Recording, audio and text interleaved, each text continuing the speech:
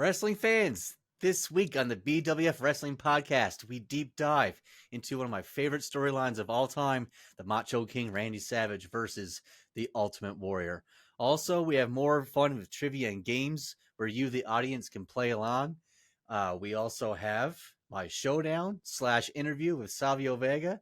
We debate the hottest topics around the wrestling business and all this, a whole lot more this week on the BWF Wrestling Podcast.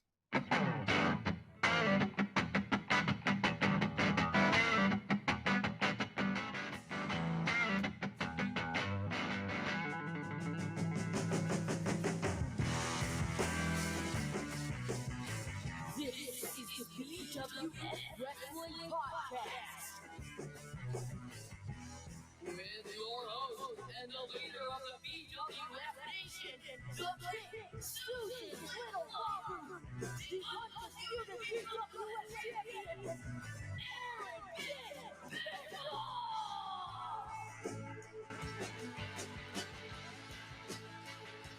All right, BWF Nation, before we start the show, I just want to thank you for joining us. And if you like our content, please head over to our Patreon account.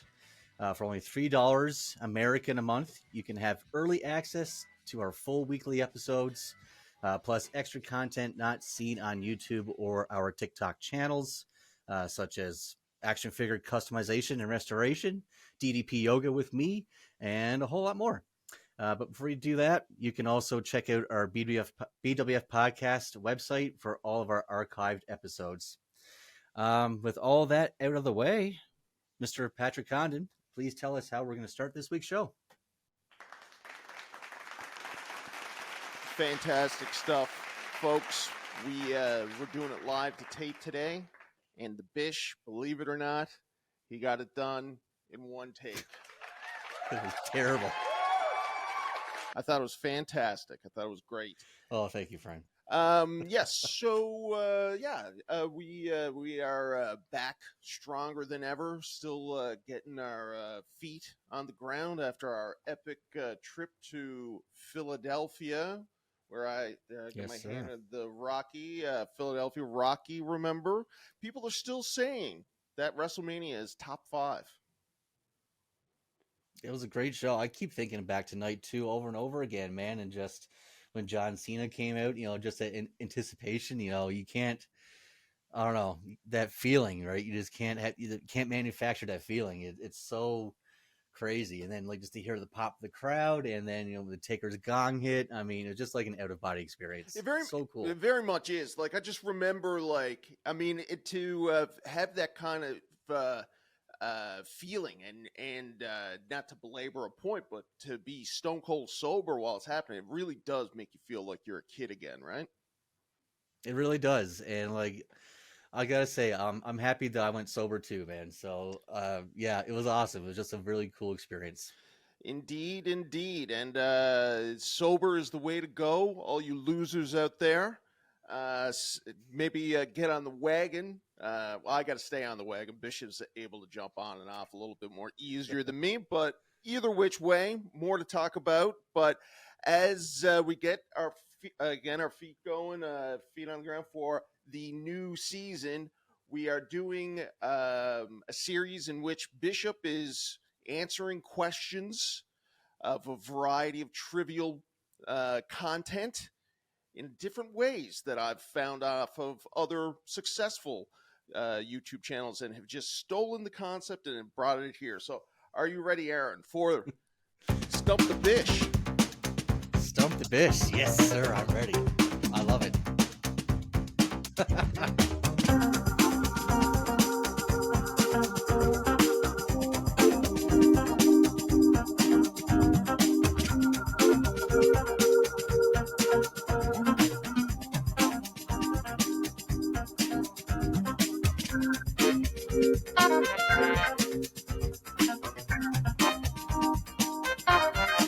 There you go.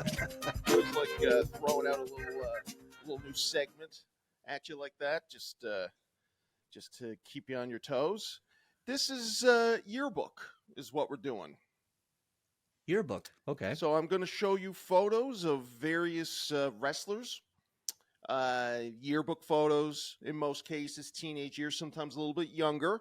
And Okay. we'll see as we go through it just how well you can identify your wrestlers by their looks as a young child or teenager. Okay, so let's see here now. I want to make sure. Are you able? Can you see that? That looks like the Undertaker. There you go. Very good. Okay, that's one. See if I can get this just a little bit closer here. Yeah. There we go. Oh yeah, that's better. Oh, That's better. So there that's we go. that. You're able to tell that one pretty good. This one, this gentleman. Oh my goodness. This is a current wrestler, although he's not Current technically wrestling as we speak. Well, of course not as we speak, but Is he off with an injury? Is that why you say that? yeah, I'll give you that. He's off with an injury. Current wrestler. Oh my god. He Ah. was at WrestleMania. This WrestleMania. Oh yeah, we saw him. Is that Dominic Mysterio? No. No? That's Mr. Charles Montgomery Punk, CM Punk. No way. Yeah. Crazy. Okay. All right. There we go. So 1-1. It's a good one. This little lady here. That looks like Lita. Correct. Nice. Nice. Now, what about this handsome fellow? Oh, that handsome young man. Chico. That's Razor Ramon. Absolutely. Wearing his shirt in honor of it tonight. Let's see. There we go. I was saying Look at that mane on that man. Yeah. He was handsome and he never lost it, which is more than I could say for myself, actually. I was handsome at one point, lost it. I think Scott was pretty good until the day he died. Here we go. Absolutely. Here we go.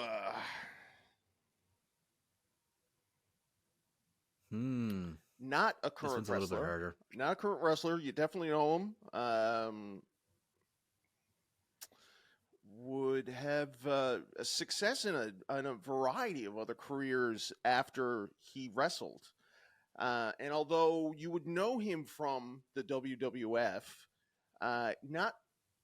he wasn't really a wrestler there. Wow.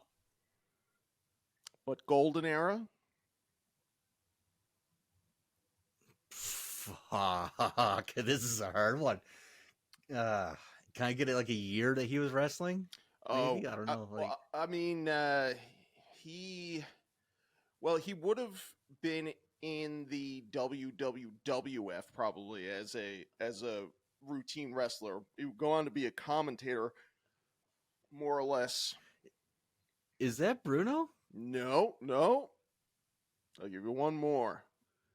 I wish I could do a better. One more. I could do a better impression of this guy. No, yeah, no. You confirmed what I thought. Thank you so much, Jesse the Body Ventura. Nice. All right. Now, Thank you. Now, what about this little scamp here? Oh, look at that scamp. Yes, indeed, little rascal. Is he current? Yes. Yeah, for sure. Let me put it to you like this. He could be wrestling right now. He hasn't been on TV in quite some time.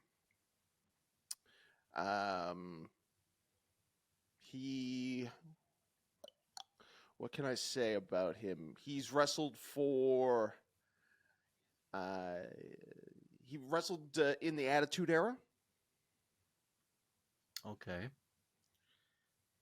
In the Attitude Era. And he's not currently employed by the WWE, but he has been in there in the last 5-6 years, sort of thing. Man, oh man. Okay, this is a hard one.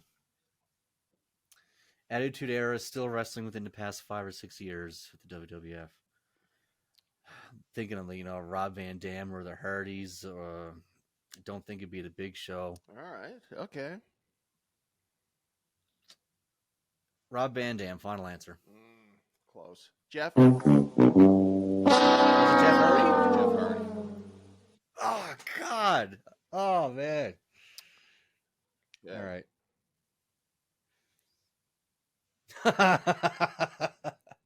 Holy cow! Now this little guy, he's as crooked as he looks in this photo to this day. I mean, he's currently wrestling. Recently returned, very recently returned. Return to the WWE? Yes, yeah, he has not wrestled with any other company since debuting. Is this Cody Rhodes? It can't be. Since debuting, he's never been with another company. I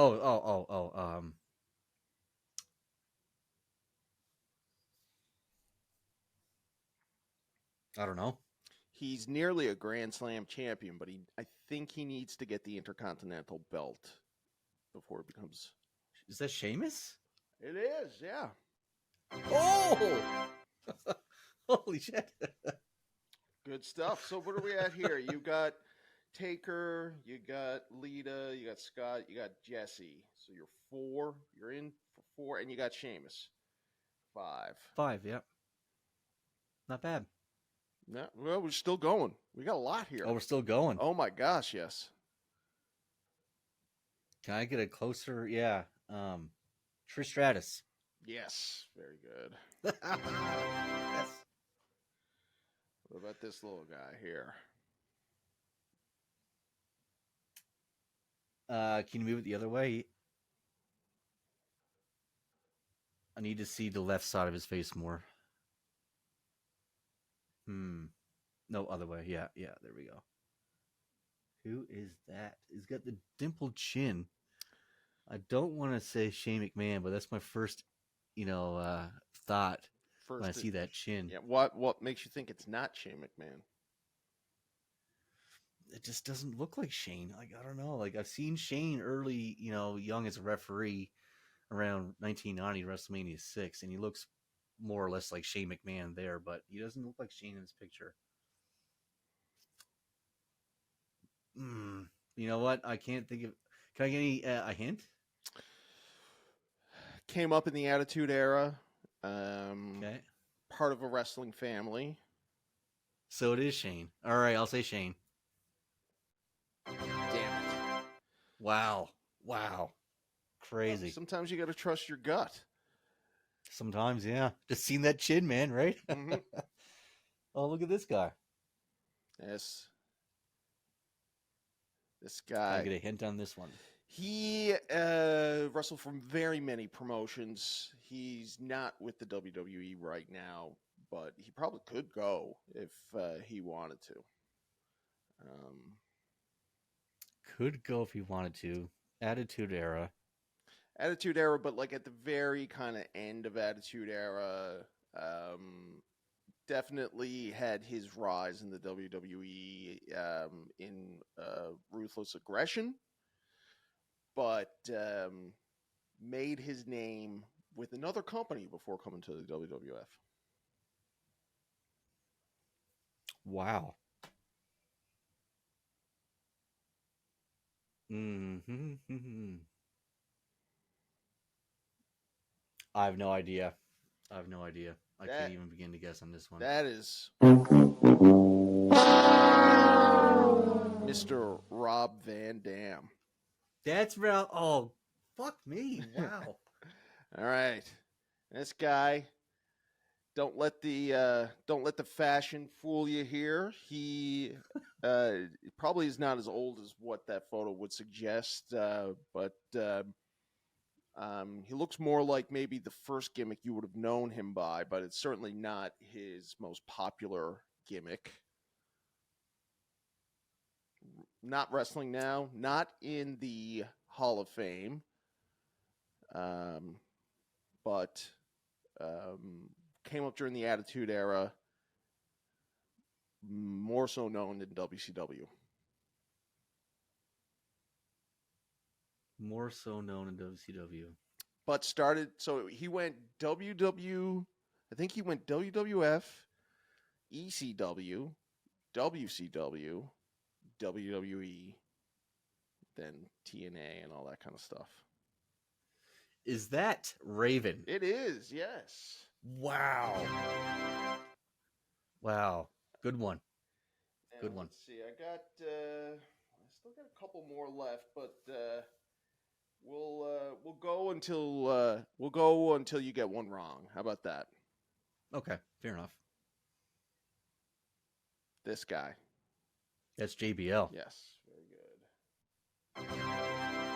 I think this next one. I think this one might be the last one of the game. Let's see. Okay.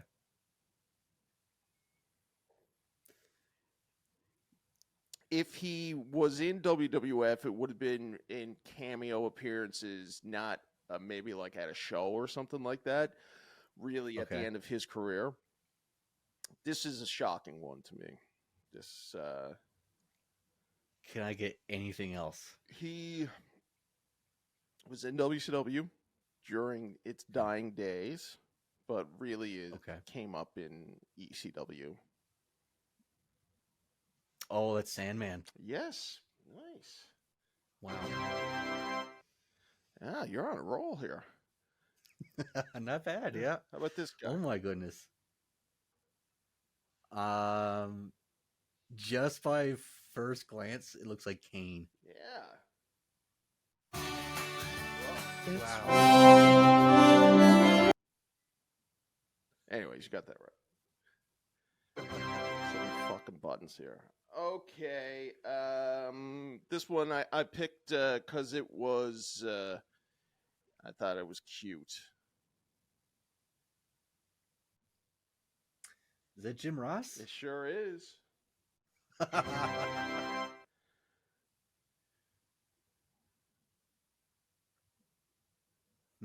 I'm going to need a closer look at that one. Okay.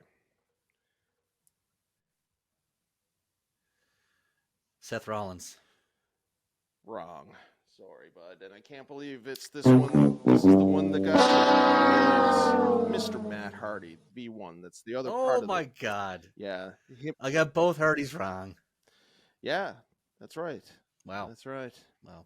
Well, there you go. Game, though. That was fun. Yeah, you nailed it, bud. And have we learned anything from this game? That we're all going to age horribly. Yeah. Yeah, pretty much. Yeah. Well done. Okay. Thank you, sir. That was good. There you go.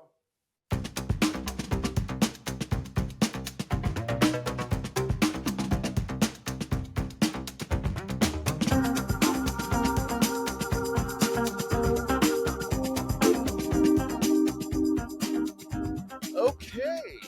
So that out of the way, what's next on the old docket here? We're going to do some indie spotlight. I don't have anything for that. No, okay. We'll go right into it then. We're going to talk about the Savio Vega showdown / interview that I had with him. Man, this show was really fun. But as you can see here on the screen, that we actually got the BWF banner on the ring apron, which was, I don't know, man. Like, I don't have any kids. I'll never have kids, but I felt like a proud fucking papa when seeing that banner on the ring apron that day. That was awesome. And how was the experience? Like, we'll get into to what shenanigans you were up to behind the scenes, but how was the experience of being a sponsor of the show? Did you talk to people? People ask you about the podcast, et cetera, et cetera? Yeah, I actually got to talk to a manager. His name is Thaddeus Archer. He did a great job that night at the show. I swear to God, he was the hardest man working there. He was running around. He was out there for almost every single match.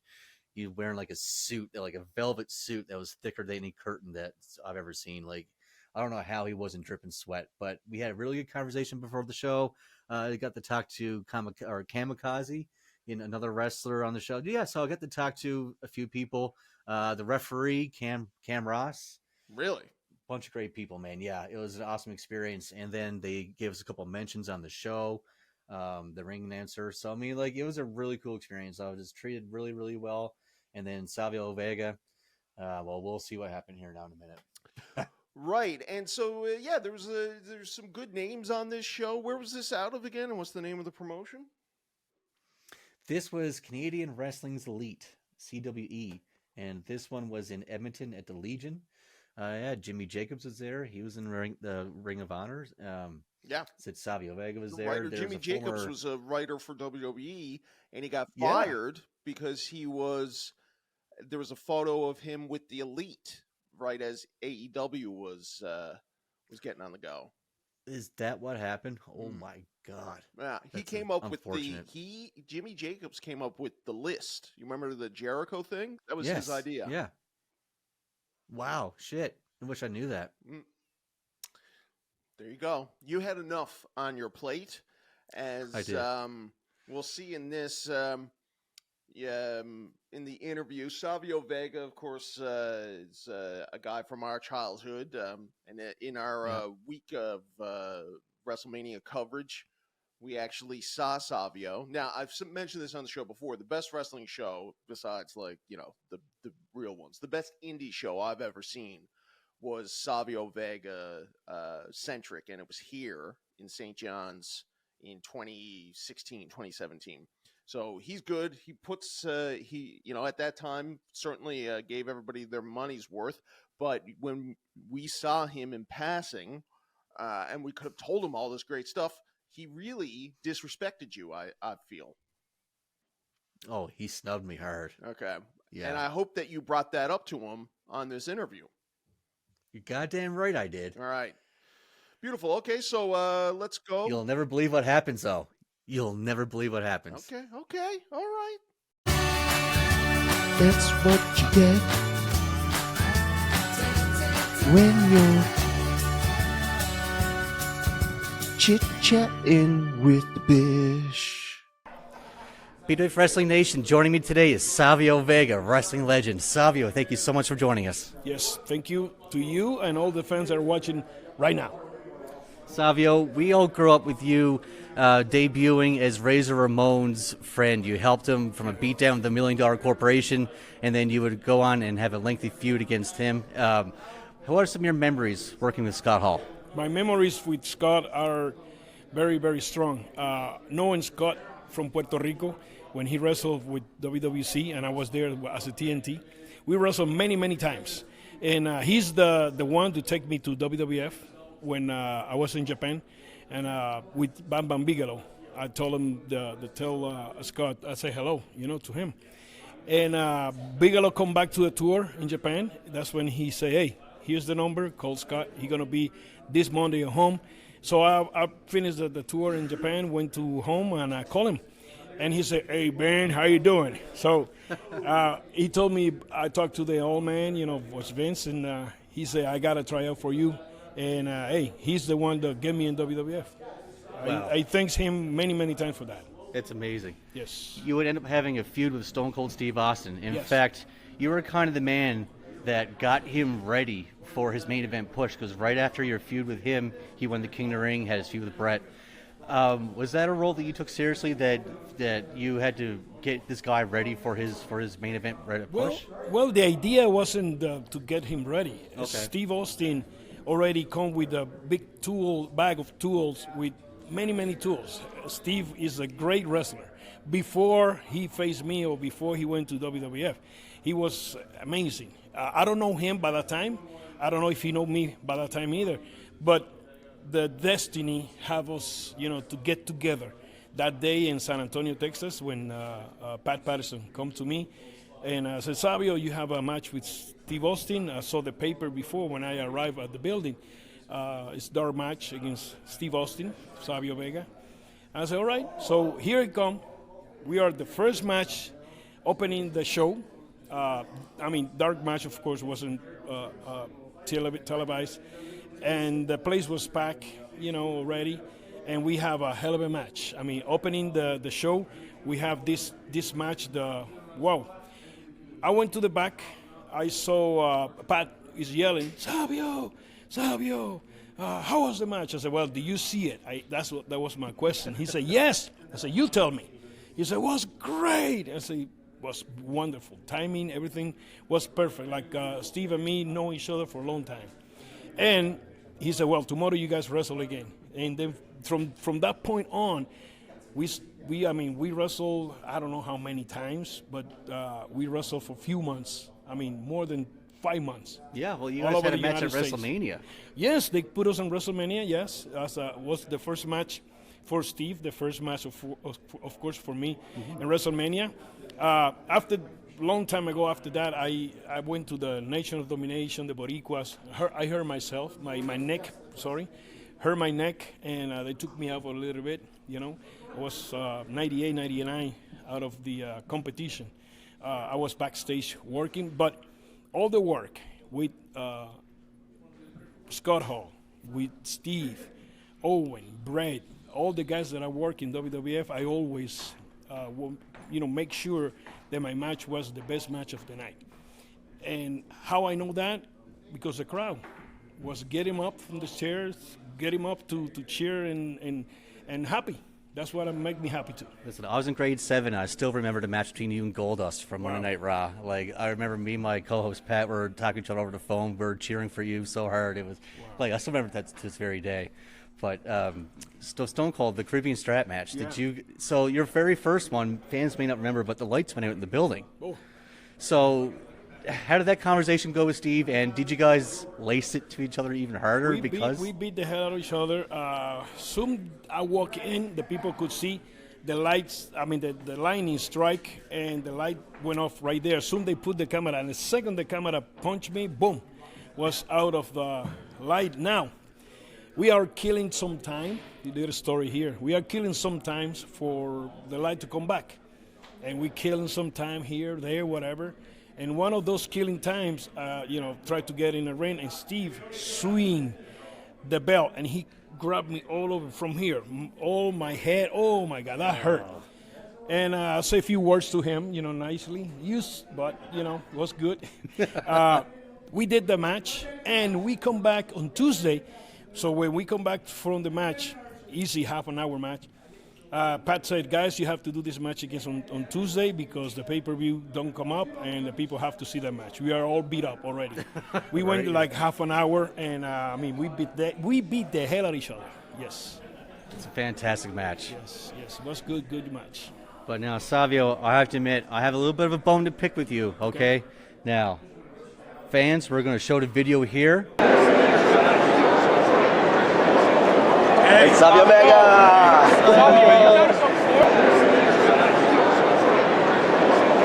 Hey, Savio Vega!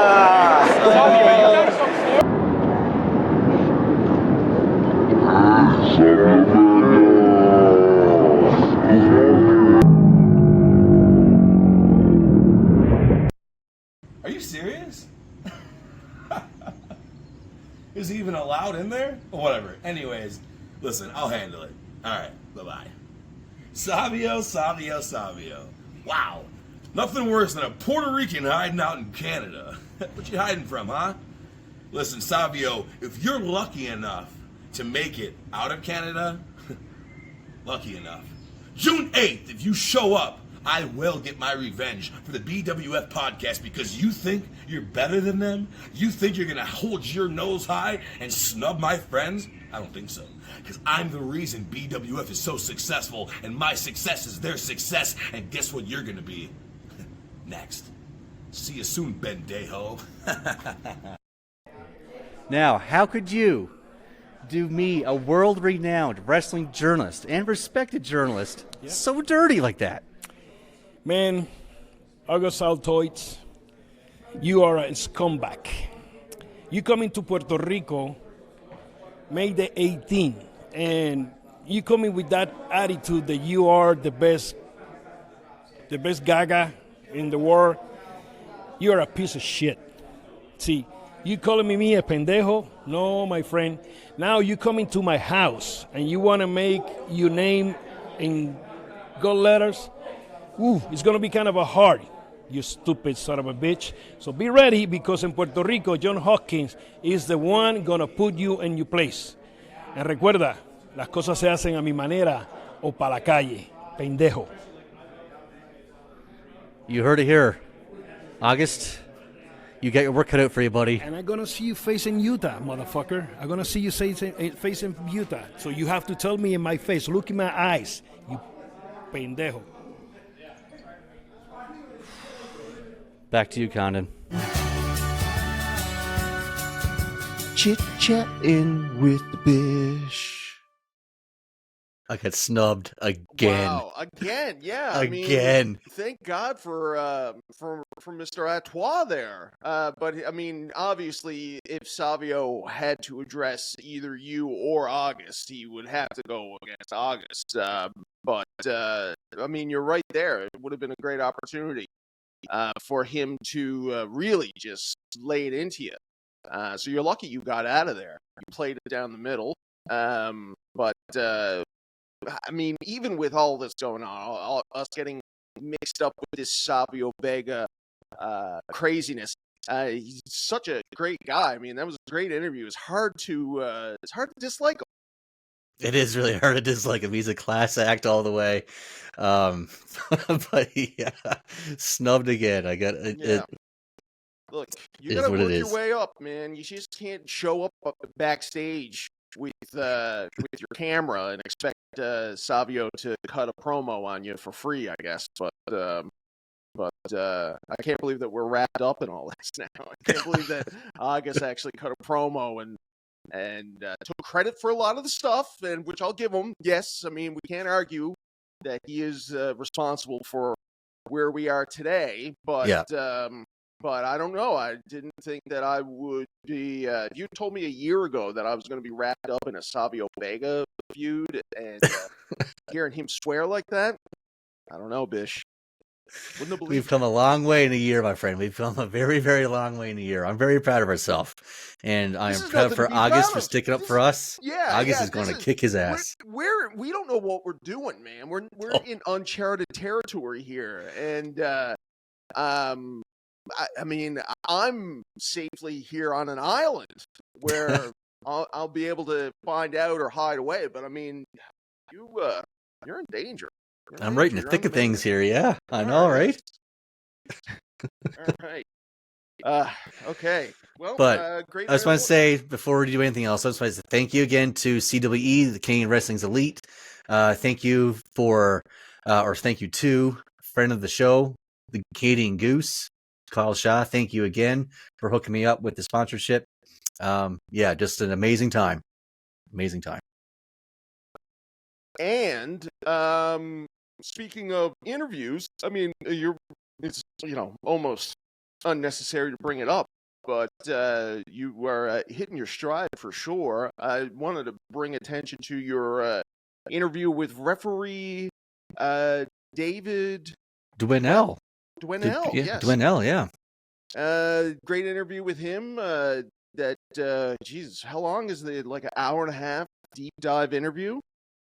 We were talking for an hour and a half. I think the final edit is like an hour and 15 or something like that. But we were talking even longer after we stopped recording. Like we were talking probably that night for a good 2 hours and 15 minutes altogether.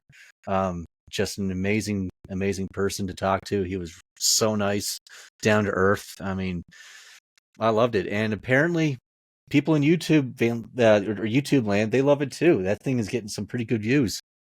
Yeah, that's what I was going to say is that you're up at 791 right now. Yeah, almost at 800 views and counting. Yeah. Yeah, after just a week. I mean, that's Hannibal TV numbers right there, bud.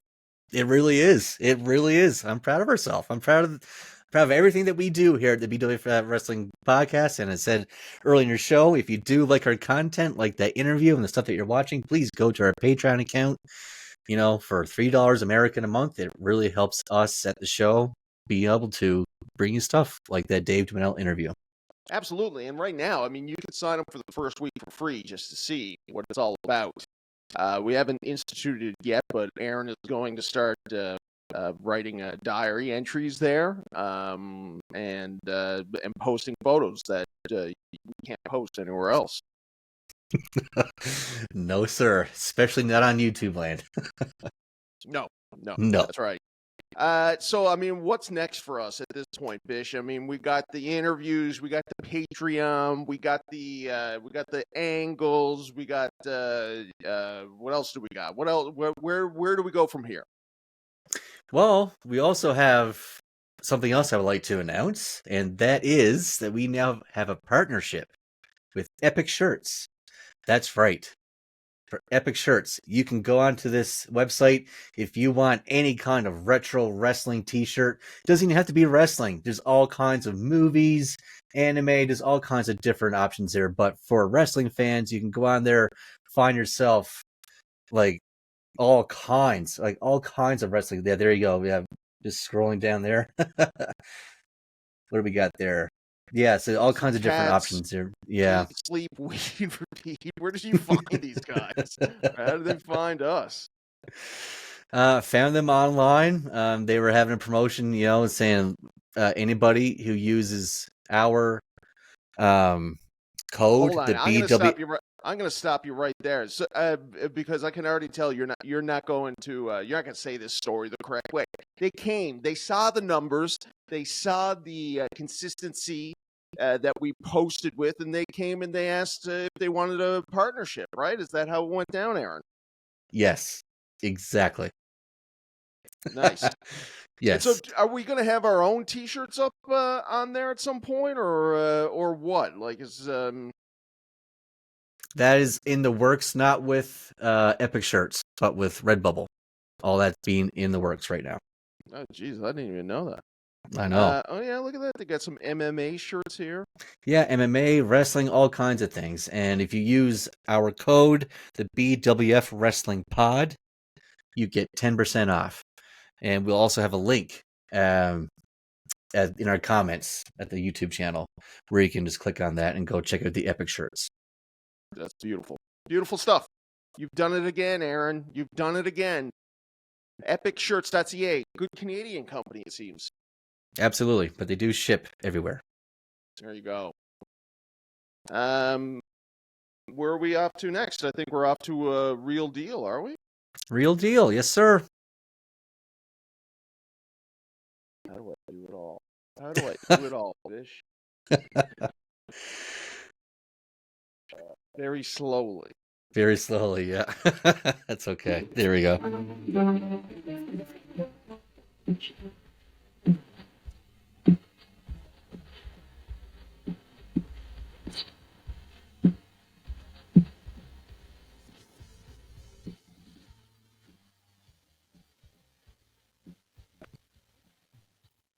That's a good intro song there for the Real Deal. I like that. Thank you. Yeah. I think it's been that one for a while. Has it? No. I think so. Yeah. Or no, actually, no. You're right. Yeah, I used to use that for some TikTok reels. So you're right. Yeah. Good. There you go.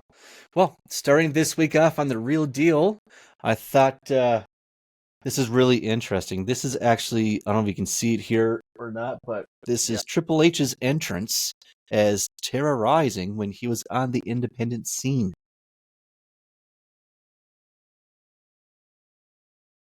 So we all start somewhere, folks. Yeah, I mean, that's a half-empty high school gymnasium right there. This is the future booker, owner of the WWE, folks, right here. I mean, he's... is that Tatanka? That looks like Tatanka, doesn't it? Yeah. Yeah, I mean, he's got a good look for sure. He doesn't look like an indie guy at all. Like, he looks like he's got a good physique going there. Nice Got that hair. mane, yeah. Mm-hmm. Awful name, though. I don't know who told him that Terrorizing was ever going to be a name that he could get over with. Oh, that's incredible. There he is. All right. Beautiful. I wonder if he went over.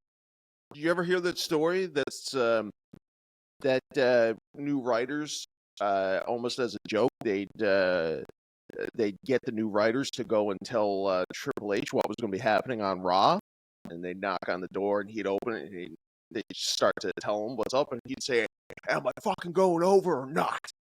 And and they'd say, "Yeah, you're going over." And he'd slam the door. No, I didn't hear that. It's funny though. Yeah, buddy. This What do we one got here, here? yeah, this here is a botch. Back at an ECW house show Okay. back in the day. Perry Saturn. Yeah, Yeah. but we're going to see here in a minute. Who's he He fighting? botches a moonsault. And Who's he going against? Do you know? looks like one of the pit bulls, maybe number 2. Is that ours? But no, not ours. The other one. But man, a chunk. You can see a chunk he's taken out of his head. It's just. Yeah, we'll see it in a second here. But here we go. Perry Saturn was always. Oh God! Notoriously unsafe, and took liberties. It took liberties, yeah. Yeah, and a bit crazy too. Wow. Yeah, that's split. That's a pressure. I know all about that. I received one of those in a match against you back in the day. Yes, a DDT on a piece of wood. Yeah, that was Me a and goddamn Perry. good DDT too. What's the video footage of it? I know. I can just remember your face coming up. You got the blood just coming down. I was like, Yeah, I "Oh don't shit!" know if I I can thought you were go actually going to legit beat the shit out of me. No. Yeah, it used to be right there. All right, what else we All got? right, this next one's for Those you. pressure things, those are bad, man. You gotta watch out. You gotta be safe, kids. Don't be DDTing your buddies or doing moonsaults on concrete. Oh, yes. This, sir, is a young Kenny Omega versus a young Will Ospreay. Wow. Their very first match. Let's just take in the greatness of what this is. And I think I'm going to be bringing this up later on in our news segment, but very quickly, AEW is building towards Ospreay and Omega, and it's going to Yes, I be heard. fucking fantastic. You know, earlier this week, I had a dream that me and you were in Japan and to watch a Kenny Omega match. That's an amazing dream.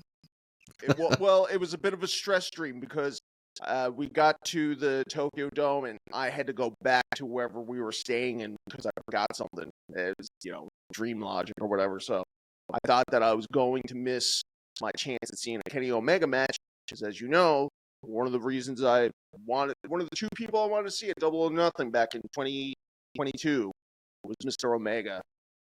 I need to see this man live. Yeah, Maybe I'll run I it- had maybe the I'll run it opportunity to to the see. I had the opportunity to see Kenny Omega wrestle once on Dynamite last year, so that's pretty cool. But yeah, Omega versus Ospreay, man, oh man! If you didn't have a reason to watch AEW, you do now. Trust me, that's going to be something else. Yeah, I'm looking forward to Kenny coming back. I always said that's what AEW needs right now. It needs one of their big guys. Yeah, and is that absolutely. Is that the end of the real deal for us? Yeah, this is it for the real deal. Finished watching this video. Oh, there's a nice power bomb. Yeah, I don't know if the audience got to see it all, but there's some amazing athletic stuff. Yeah, like look at that. Yeah, all over the place. What year is this so from, good. do you know? Oh my God, this must be. Oh, look at that. I'm not sure actually. PWG. I'm not sure about what year it is. Probably 10 years ago, I would say by now. But such a great match. Yeah, I cannot wait for that coming up on AEW. And that this week is the real deal, folks. Keeping it short and sweet. Okay, and now we're going right into our chronicles this week.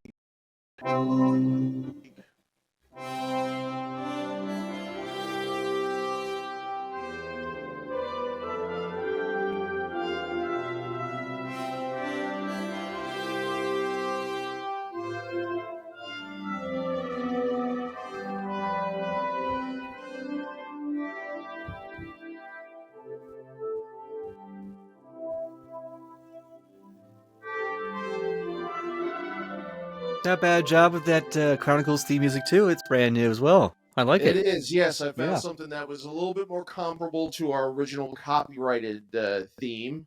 Mm-hmm. And I got rid of the old-timey stuff. Listen, we have been trying to record this particular podcast since late last week, so I've had a lot of time to tinker with things and think about things. Think about the future. Good job.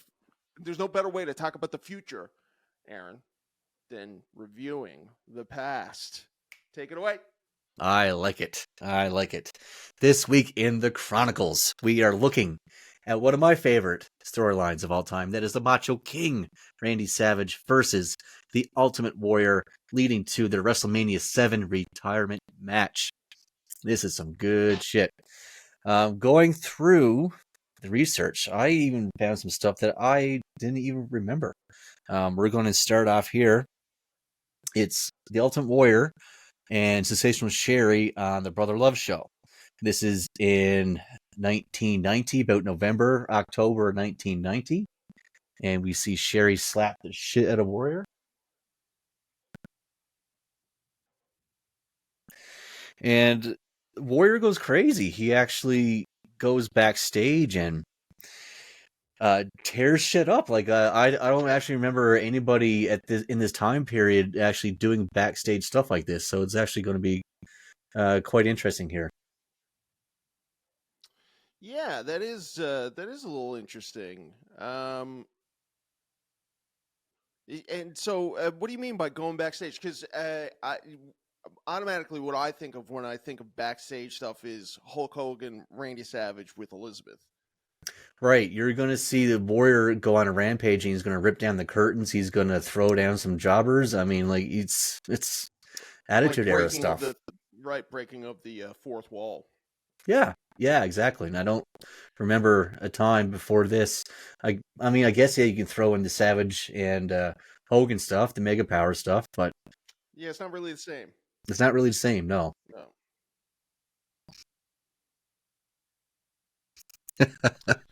Cool. And so, is this? You'll see. It'll keep going. It'll keep going. Okay, but and we did cover this a little bit, I think. Right? This is the feud where a Sensational. Wow! Oh my God! They really didn't know. He just throws a set around. Yeah. What did you think about his? What did you think about his personalized belt? Warrior's belt? I actually really liked the yellow strap. I thought it was really cool. Or he had white and yellow, I do believe. He had both. Yeah. Oh, yeah. I thought they were really cool. Wow. Yeah, he's just good payday for these guys. Wow. Yeah. And so, wait now. So, okay. I'm just trying to get my chronicles in order here. So he's the champion. This is happening at what point?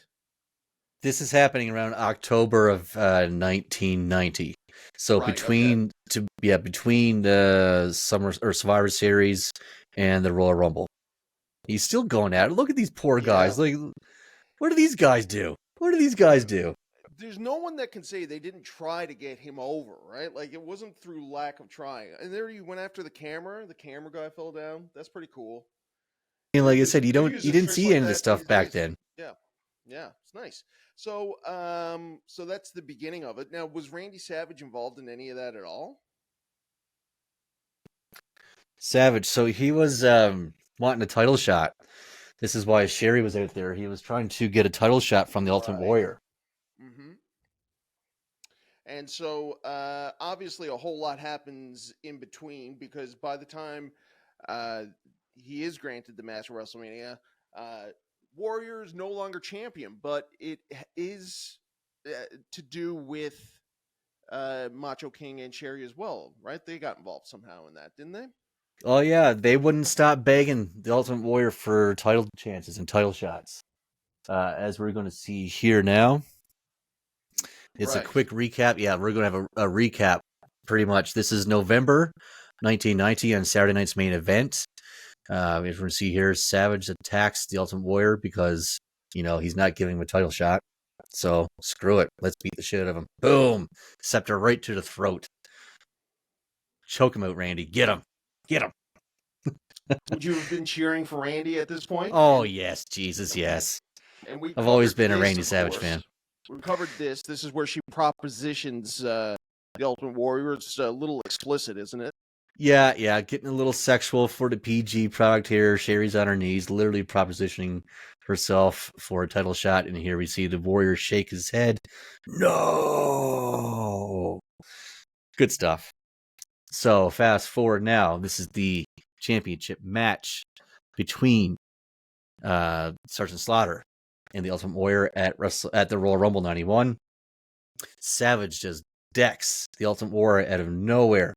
Clotheslines him, throws him to the barricade. Love this part. He takes the light, and just smashes him in the back with it, runs away. And then now, here we are a little bit later in the match. We're going to see the Ultimate Warrior now. He's on his knees in the ropes. Savage comes back here again with the scepter, and he hits him so hard. Bam! Legit, so hard that Warrior legit had a piece of glass stuck in his head afterwards. Wow. And he's legit blacked out here. Yeah, he's actually knocked out here for real. Savage nailed him. Yeah, well, I mean, I heard isn't one of the knocks against Ultimate Warrior is that he was a little stiff ski when he was fighting as well. Yep. So he just got a little bit of got a little receipt, some little comeuppance. Now, I figured we could watch the match. We don't have to watch the full thing. We can skip it ahead, but this is a great, great match. One of my favorites. It has a little bit of everything.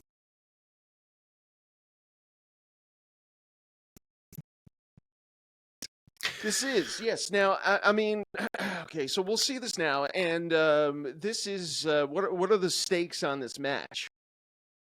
The stakes are retirement. They actually had a contract signing a week before this on Superstars. But yeah, they are putting their livelihood, everything on the line. On the Warriors' trunks, you'll see it means much more than this with the picture of the championship belt, because it does. Whoever leaves is gone from the WWF forever. And why did anybody let him go out with that on his trunks to diminish the importance of the title? The title is supposed to be above all, and it's not. And so, is the Warriors' career on the line as well?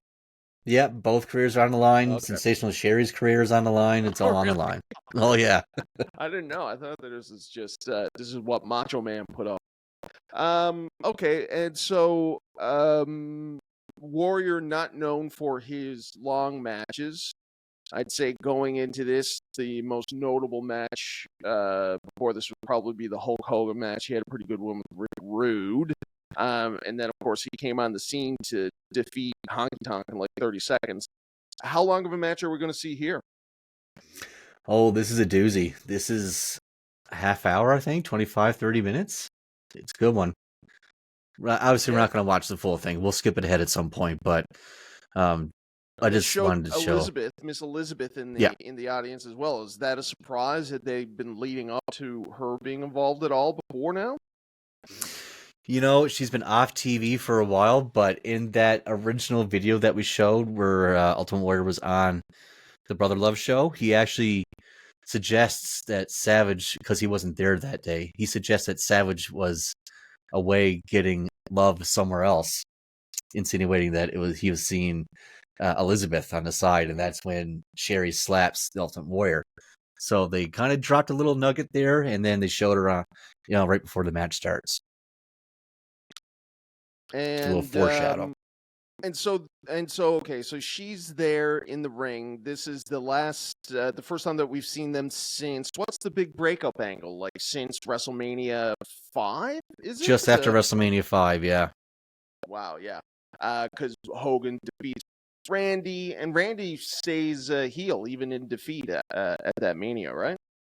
That's right, yeah. And he gets the services of Sensational Sherry, and then he defeats Hacksaw Jim Duggan in the summer to become the King of the Ring, Macho King. And so we're at WrestleMania 7 here. What other matches are on WrestleMania 7? Oh, look at that dastardly Sherry. Right? WrestleMania 7 is actually a really good WrestleMania. I would love to go through it in full one of these days.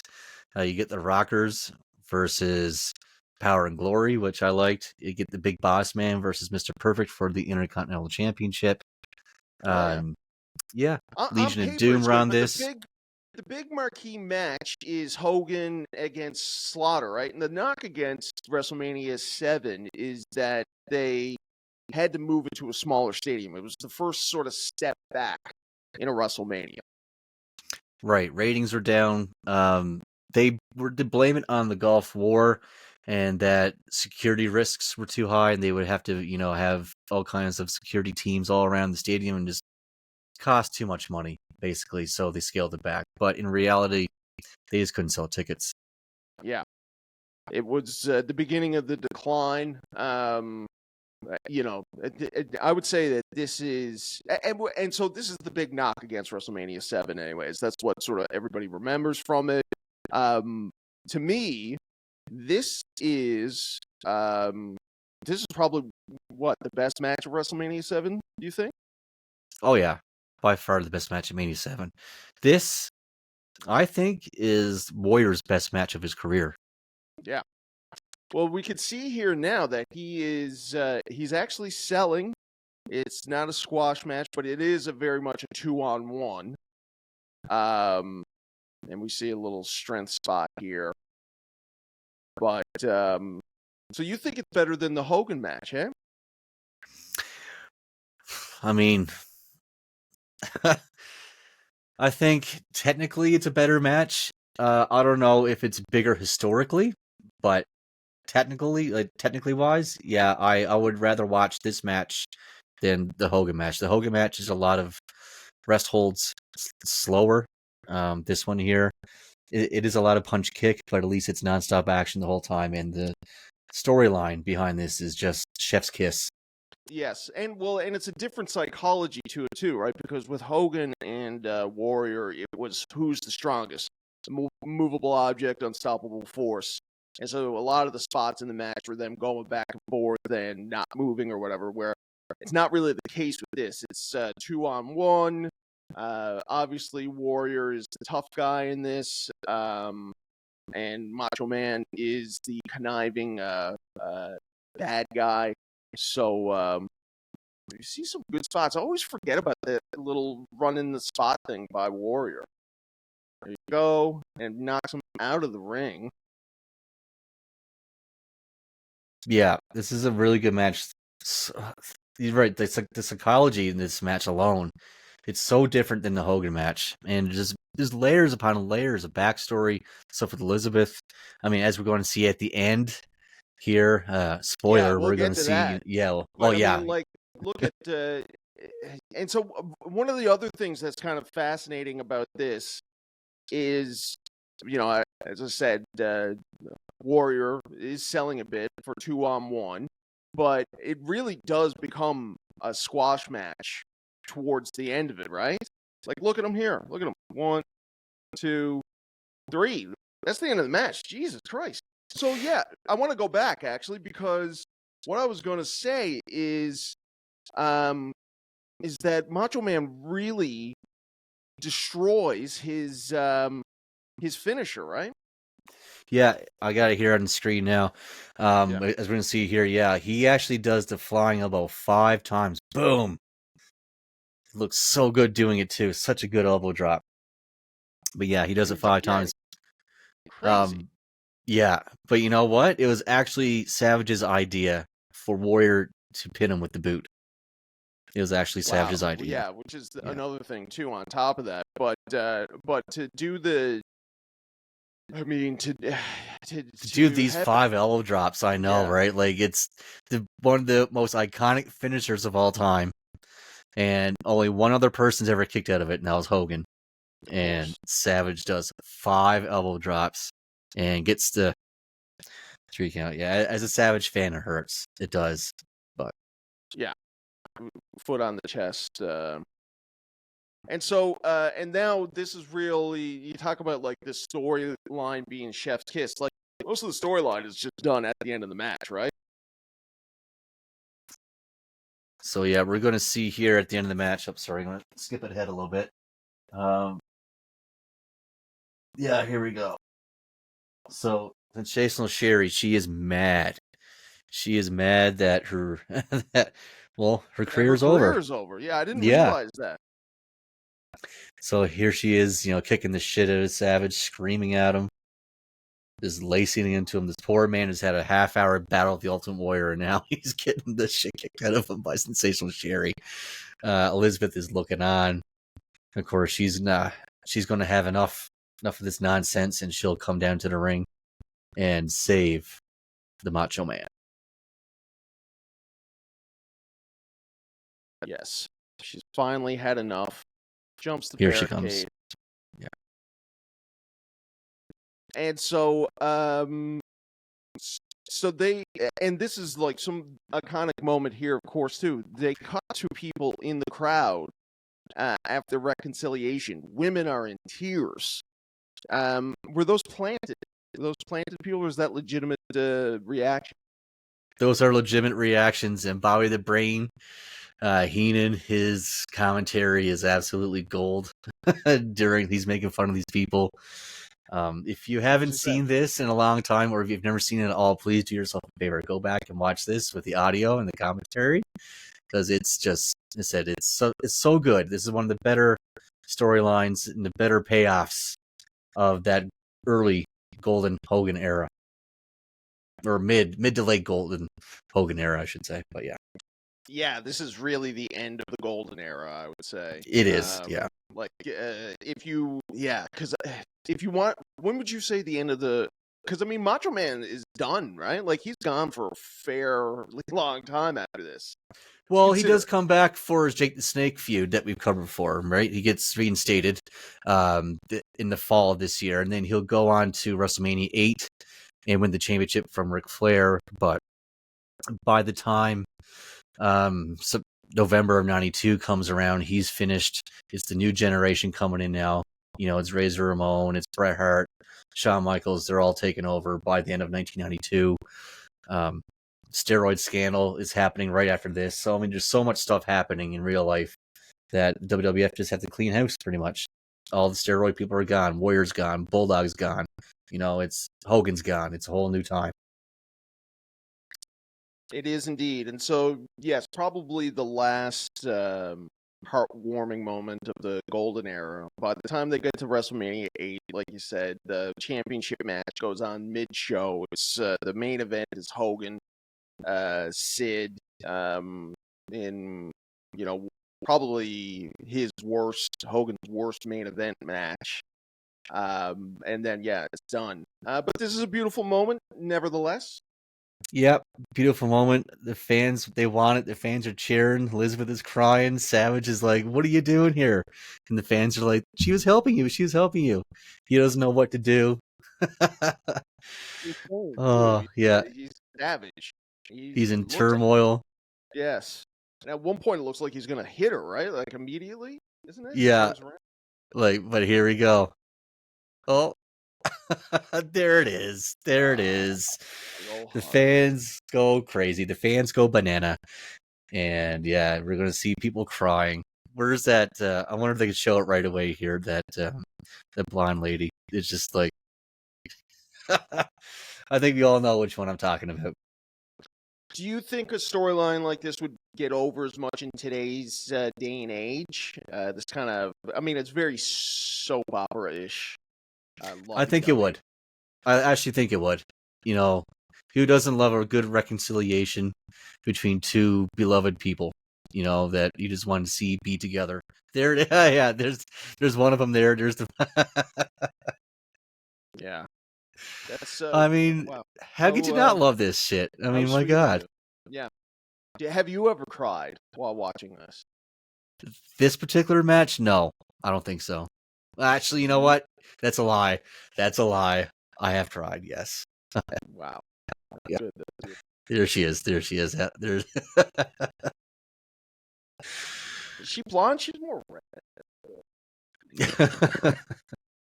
So many people crying. Yeah.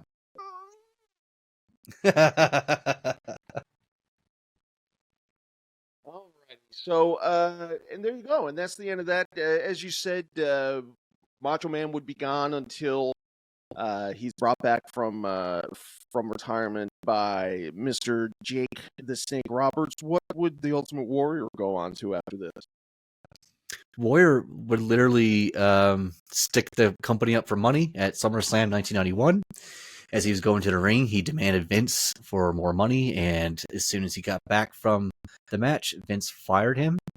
He wouldn't be seen again until WrestleMania 8, where he helped Hogan fend off Sid and Papa Shango. And Warrior would have another match with the Macho Man, SummerSlam 92 in Wembley. And before Macho Man and Ultimate Warrior could tag team against Razor Ramon and Ric Flair, Ultimate Warrior would be fired. And then he would not be seen again until 1996. And then he had that brief, cup of coffee run in WWF then in 1996. And then he showed up in WCW in 1998 for that match against Hogan, which was brutal. Right. Which is, that's a whole other story right there. So we are pretty much looking at the end of the Ultimate Warrior here as well. Yeah, on that first main run of his, for sure. Yeah. So legacy-wise, that's sort of where it's at. It's the end of, by all intents and purposes, it's kind of the end of both of these guys. They never go on to have like a big main event feud, right? Because even Macho Man doesn't fight Jake at a pay-per-view, right? They sort of do the Survivor Series thing and Saturday night's main event, yeah. Well, there you go. And Ultimate Warrior's best match, arguable. And then what about Macho Man in terms of his where does this rank in Macho Man's career? Maybe even specifically with WrestleManias. Probably top 5, maybe. Well, I mean, what does he got? He's got Steamboat #1 for Mania. Yeah, and then he's got Hogan. He's got Hogan. And then he's got the title match with Ted DiBiase. And then he's got this. He's got Crush. You got Ric Flair. Ric Flair, yeah, he's had a pretty good one, right? Yeah. What was he doing at 6? Dusty Rhodes. That's right. Intergender match, but first one ever. But yeah. So I mean, I think you could probably put this up in his top 3. I would say with WrestleMania match. As far as WrestleMania matches go, top 3, yeah, for sure. There you go. All right, and there you go. That's the end of a exhilarating and nice in terms of runtime chronicles.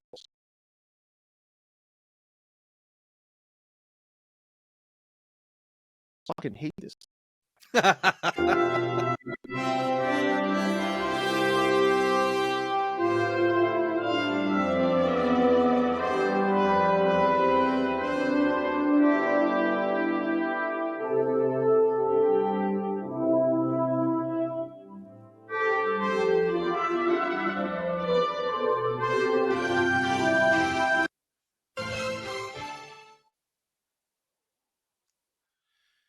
Okay, I was trying to go right into the news. I think that's what we have next. Nope, right? we have one more thing before the news. We have a new segment. What is it? It's called Hot Take or a Clown Comment. And this is where we discuss 5 topics in 5 minutes. We have 1 minute for each topic. I have a stopwatch here, and we are going to discuss.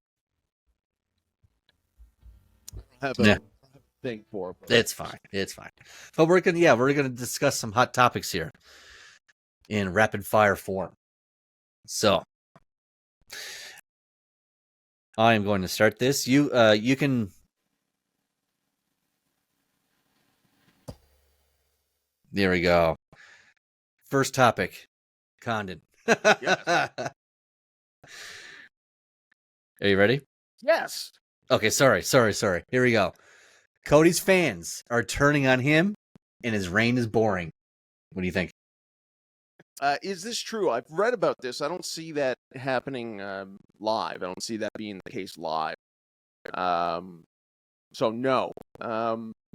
It's not going to be. We just came off of not only like a all-time reign lengthwise, but also a very involved storyline, well plotted out storyline. It's going to take some time before he gets going. Exactly. We just, it's been 2 or 3 weeks, 4 weeks, I guess, since his main title win. It's going to take some time again before we get a good storyline, because we all know right now he's just being fed some filler. But yeah, just give it some time. He'll be fine. The fans will get back on the bandwagon as soon as the storyline gets going. Next. And I mean, that match with AJ Styles, they got 5 stars, I think, right?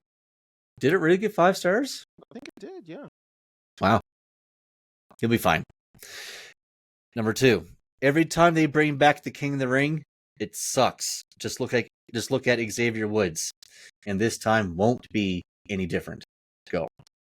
Yeah, I agree. I think that there's no point in doing a King of Ring unless it's a tournament style, and they aren't doing that. So I don't see what the difference is. It's not. I mean, it's the worst way of doing a tournament in that it's not one night and it's not a multi-night thing where it's round robin or something like that. It's like single elimination, and then so it doesn't really prove anything. I agree. I think it might actually be a little bit different this year. I do agree that it should be on one night instead of spread out over a week, week-to-week thing. But Gunther's going to be in there. You have Dragunov. You're going to have a pretty good final, I do believe, between Randy Orton and Gunther. That's what I believe is going to happen. I think it's going to be a pretty good King of the Ring, and I think Gunther is going to take it to new heights. And hopefully Triple H will make it mean something again, because back in the days, we know they would, give them the championship match at SummerSlam or something like that. So hopefully they go back in that direction. Next one we have is main event. Jey Uso is not ready for the main event.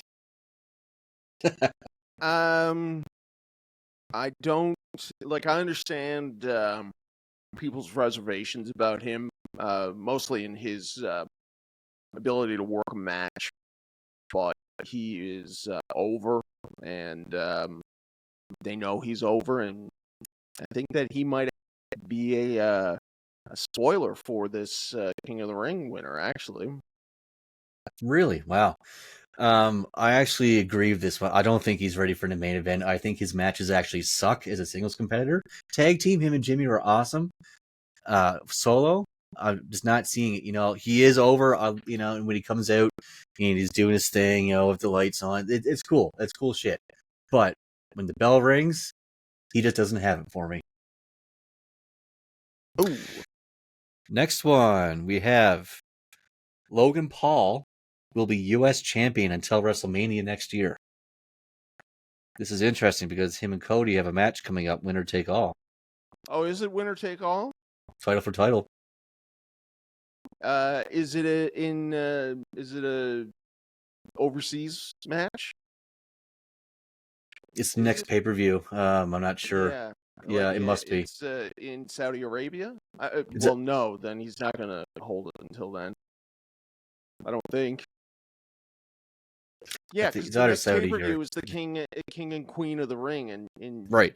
Jeddah or whatever. Yeah, right, in Jeddah, yeah, that's right. Jeddah. So, yeah. If it is winner take all, I can't see them doing a fuck finish for that match. I can see that being a fuck finish 100%. I just don't see it being a clean. Logan Paul is not losing that title anytime soon, especially with his brother Jake fighting Mike Tyson on Netflix in a month or so. That's going to be huge. Bonus topic. Speaking of which, Jake Paul will get destroyed by Mike Tyson in their fight. Mike Tyson right now is an underdog. And the odds are crazy. He's a crazy underdog. I don't get it. I don't understand why. I think Tyson's going to destroy him. I love Mike Tyson. I think Mike Tyson's my favorite athlete of all time. But I don't see him winning this. Wow. Okay. He's like 60. He's a 60-year-old man. And it's just, he's a 60-year-old man going against a guy that's in great shape. Mike has not fought professionally in years and years and years. And you hate to see it, but I don't think that I don't think, but I hope, but I don't think. I want to see him go rogue one time. Just that'd be so cool. But there you go. There you have it. That's our first edition of Hot Take or Clown Comment. Okay, so I should have been answering clown comment or hot take or something. Okay, well, not for the next week. All right, great. On that note,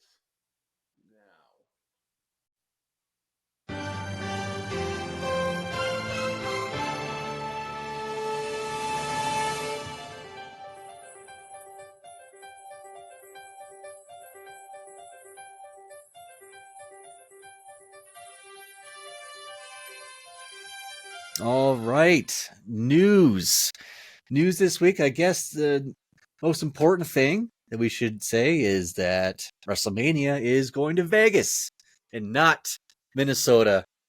Thank God. yeah, really happy about that. And we are going, of course, to be there again next year. And right. I cannot wait. Yeah, that's right. Yes, it was a great time. For a couple of kids, wet behind the ears, didn't know any better. Next year is going to be good. A lot of opportunity there. I think there's going to be more bigger podcasts there too. A lot of podcasts didn't go to Philadelphia because of the weather.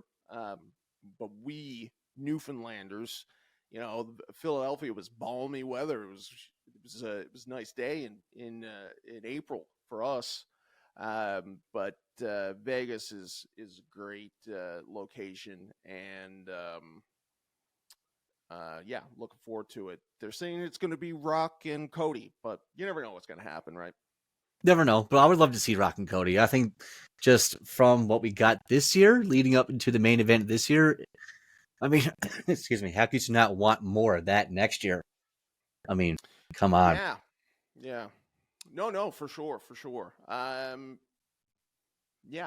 It'll be interesting. It's and not even really any point in sort of trying to figure out what it's going to be, because I can't even really think what SummerSlam is going to be yet. But if it is going to be Cody and Gunther for the main event at SummerSlam, I don't know.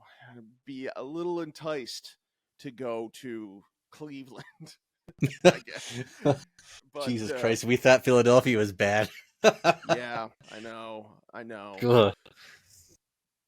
But that's it's good. It worked out, and it's a little later in the year as well, right? A little later in April, yeah. It's at the end of April this time. Yeah, that's right, 420. For all of our Hitler fans out there. Right, yeah.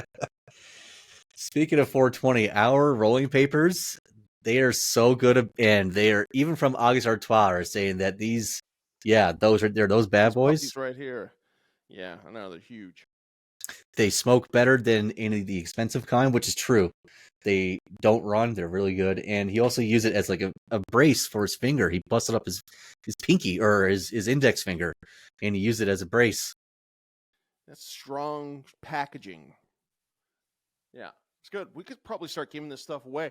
I saw on other people's Patreons that like they give away stickers and shit like that if you sign up for it. We could definitely hook some people up with a pack of papers. We're almost at the point now where we could put together a little package, right? We got fuck yeah, we can do that. We got the stickers, we got the papers, a couple of pens. Although I don't really want to give away the pens. It's okay. We got lots of pens. I mean, it's all coming together. It really is. Yeah. What else you got? Anything else? Very quickly. Tommy Billington, the Dynamite Kid, made his debut on AEW this past weekend, and my Facebook feed has been nothing but overpouring support for the man. Of course, I have a lot of independent wrestlers on my Facebook, and it's good to see. Of course. Aaron's got a lot of friends on Facebook. How many friends you got on Facebook overall? It's in the thousands, isn't it? Yeah, 2,500 right now. It's too many friends. About 150 of those are my real friends, and the rest are just wrestlers and promoters a and variety just of kinds. I mean, some of them are notable for sure. Because I guess as a result of you being friends and us having this shared BWF thing. I'm friends with the Mountie, goddammit. I'm friends with Yeah. Lilani Kai. Yeah, I mean, there was somebody else that popped up the other day, and I can't see what it is now, but there was somebody that popped up the other day. I was like, what the hell? Aaron is friends with them? friends with Can't Tommy think of Billinger. Hmm? Billington, sorry, Tommy Billington. Dynamite There Kid. you go. Yeah, it's so cool because, just a few months ago, I'm backstage at a indie show in Edmonton, and I'm watching this guy getting, ready and preparing for his match. And I said back then, the guy looks like a fucking star, man, just waiting to happen. Only a matter of time before he got his opportunity. And he got it, man, this weekend. And boy, did he have a hell of a match. I don't know if you watched it, but he faced Dax Harwood from FTR, and it was awesome. He balled out, man. And you could tell he was hitting the ropes as hard as he could. He was just having a good time in there. It was an excellent match. Great to see. Just awesome. Yeah, just said it's great to see stuff like that. Good story. Cool. And so, where was it on? What was it on? It was on Collision? Collision, yeah. Wow. Okay. Yeah. I mean, that's good. That's better on Rampage, and they don't do dark or any of that stuff anymore, do they? No. Yeah. Good. Yeah. I was reading or watching a thing that Brian Alvarez was saying that he notices that if you're, it doesn't matter who you are, if you are in a match on Collision, no matter who it's against, like if it's against Will Ospreay or whatever, they will give you a lot more.